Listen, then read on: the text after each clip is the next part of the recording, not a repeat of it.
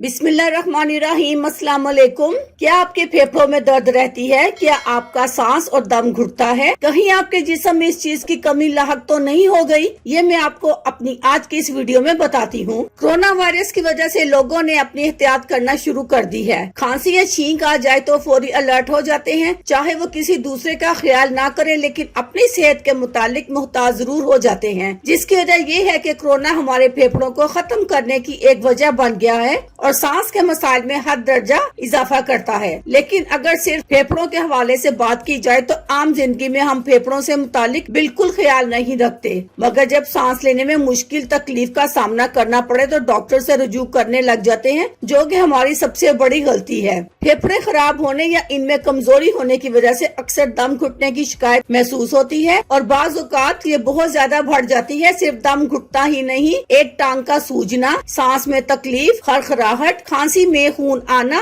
Sir दर्द, थकावट या फिर रीढ़ की हड्डी में तकलीफ का सामना करना पड़ता है। ये तमाम मसाइल विटामिन डी की वजह से होते हैं, जिसके मुतालिक आज हम आपको इस वीडियो में बताएंगे। विटामिन डी इंसानी जिस्म में फेफड़ों को मजबूत और सेहतमंद बनाता है, क्योंकि इसमें सूरज की शुआओं के वो असरात पाए जाते हैं जो सांस को बेहतर और सांस की नालियों में मौजूद कचरे को निकालकर बाहर करने की खुसूसियत पाई जाती है, जिससे साइनस, दम घुटने और खांसी में खून आने जैसे मसाइल को कंट्रोल किया जाता है। फेफड़ों के लिए विटामिन डी से बढ़कर कोई भी विटामिन अहम नहीं है। इसकी वजह यही है कि इसमें मेटालोप्रोपीज 9 पाई जाती है, जिसकी वजह ये है कि हेल्थ को बेहतर बनाने में मदद मिलती है। विटामिन डी की कमी को कैसे पूरा करें? फेफड़ों के मसाइल को दूर करना चाहते हैं तो विटामिन डी को ज्यादा से ज्यादा इस्तेमाल करें और कोशिश करें कि सांस की वर्जिश भी करें। सुबह सूरज निकलने के बाद धूप में कुछ देर खड़े रहें और धूप को अपने अंदर जज्ब करें। 1 से 2 चक्कर लगाएं इसी धूप में, ताकि शुआएं पूरा जिस्म अपने अंदर जज्ब कर सके। इसके अलावा सब्जियों और फलों का इस्तेमाल मतवातर करने की कोशिश करें, जिसमें विटामिन डी पाया जाता हो।